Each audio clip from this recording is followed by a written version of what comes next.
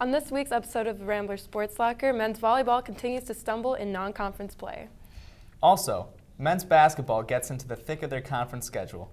And as a part of RSL's Super Bowl 54 coverage, I talk about Chicago's sad connection to the Super Bowl MVP. While I talk about what Kansas City's win means for one person in particular. This Week in Rambler Sports is coming at you now. Welcome back to this week's episode of the Rambler Sports Locker. I'm Jaylene Herrera. And I'm Matt Mason. The men's basketball team bounced back from a tough loss last Wednesday with a thrilling victory against Bradley on Saturday, February 1st. In front of a sold-out Gentile Arena crowd, Loyola defeated the Braves 62-51. Cameron Krutwig scored a game-high 19 points, while the team held Bradley 21 points below their season average. Loyola was on the road against Indiana State Wednesday, February 5th.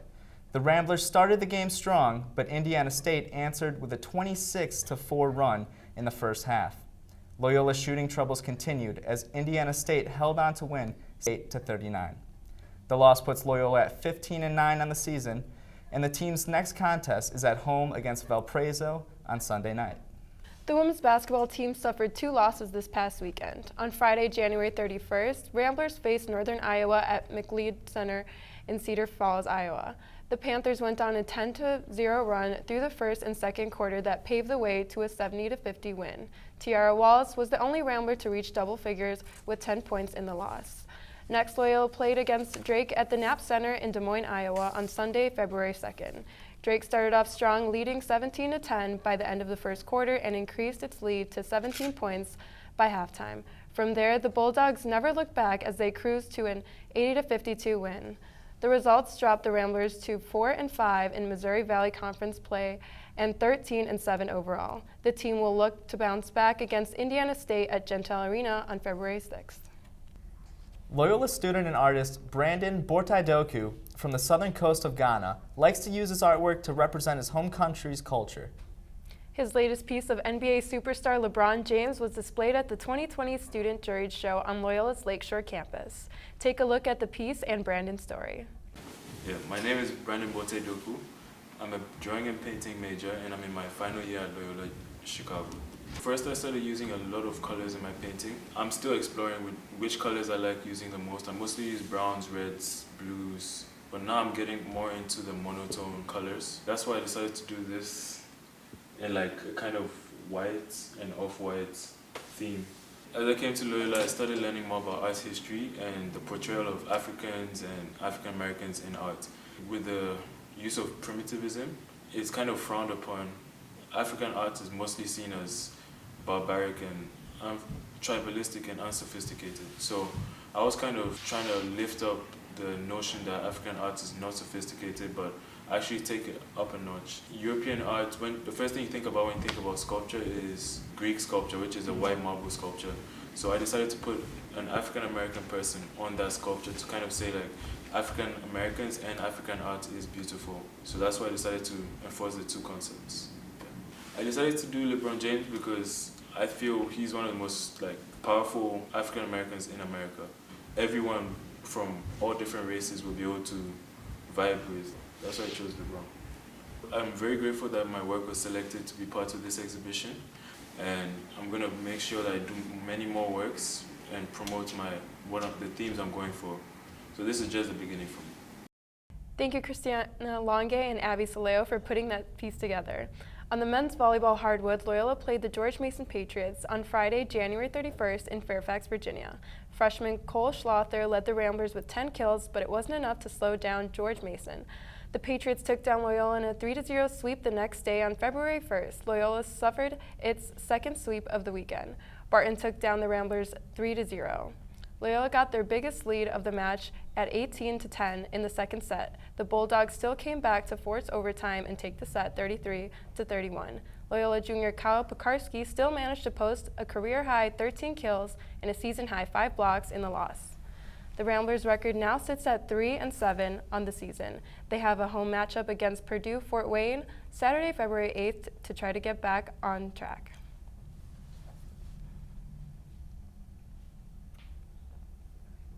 The Kansas City Chiefs beat the San Francisco 49ers in the Super Bowl 54 this past weekend, 31-20. While Kansas City had to wait decades for the championship, RSL reporter Haley Samples is in the studio to talk about how the championship was also a long time coming for the team's head coach. This past Sunday, the Kansas City Chiefs took home the win at this year's Super Bowl. While this is a big achievement for the team, seeing how they haven't held a title for the last 50 years, many are also speculating what this means for the head coach of the Chiefs. Head coach Andy Reid, also known as Big Red, has been a head coach in the NFL for 21 consecutive years with 207 career regular season wins and 14 career playoff wins. Despite his many playoff wins with the Eagles and the Chiefs, Reid has actually never won a Super Bowl.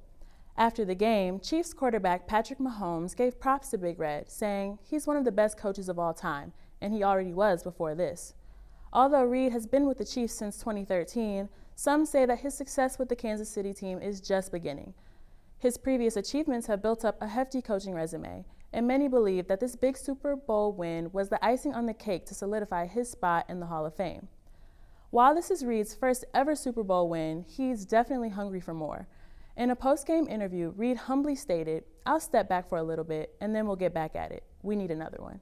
For Rambler Sports Locker, I'm Haley Samples. Back to you at the desk. Thanks, Haley. The Loyola track and field team traveled to Iowa City on Saturday, February 1st to participate in the Black and Gold Invitational. The meet was highlighted by 3 individual victories. In the 800-meter, redshirt senior Kevin White earned a victory, while sophomore Sarah Oliho earned her second triple jump victory in just 2 weeks. In the distance events, Loyola was led by junior Emmanuel Champagne and senior Riley De Melionere, who pulled off a 1-2 finish in the premier section of the men's 3,000-meter run. Although the Chicago Bears didn't play in the Super Bowl, many sports analysts are calling it a loss for the team. And RSL reporter Eric Moran is sick and tired of it. Here he is with more. Kansas City Chiefs quarterback Patrick Mahomes took the football world by storm in 2018 when he won the NFL's MVP award in his first year as a starter. Last Sunday, Mahomes one-upped himself by leading his team to a Super Bowl victory while also taking home the game's MVP award. Now, for Mahomes' standards, he did not play that well. He struggled through the majority of the game and threw 2 costly interceptions. But ultimately, Mahomes made plays when he had to. The talk of the game should be about Patrick Mahomes and how the offense scored 21 unanswered points, but in the Chicago sports world, the story is something else. When I logged on to Twitter, all I saw was a bunch of non-Chicago and Chicago sports personalities repeat the fact that the Chicago Bears passed up on Super Bowl MVP Patrick Mahomes and Texans quarterback Deshaun Watson. The Bears drafted Mitchell Trubisky over Patrick Mahomes narrative is getting tiring.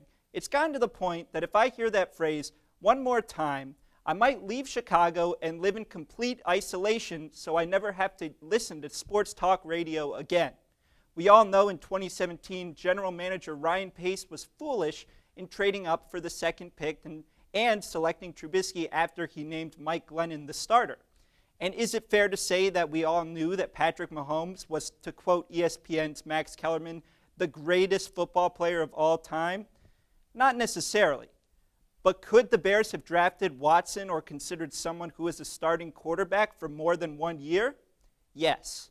2020 will likely be Trubisky's last year. If Matt Nagy cannot provide Trubisky with a good game plan, the Trubisky era should be over. And Ryan Pace should go too. But until then, everyone needs to stop complaining and bringing up the fact that the Bears organization let its fans down yet again. So from now on, please stop telling me that the Bears drafted Trubisky over Mahomes.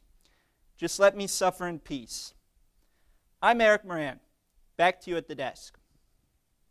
Thanks, Eric. What did you think of the Super Bowl? Thought it was a great game, and I think the halftime performance was iconic. It was pretty electric. For full episodes and a chance to get in on the conversation, follow and like our social media handles for an up-to-date look at all things Rambler Sports. Thanks for joining us tonight. I'm Jaylene Herrera. And I'm Matt Mason. Check back next week for another episode of the Rambler Sports Locker. And as always, don't forget to turn out the lights.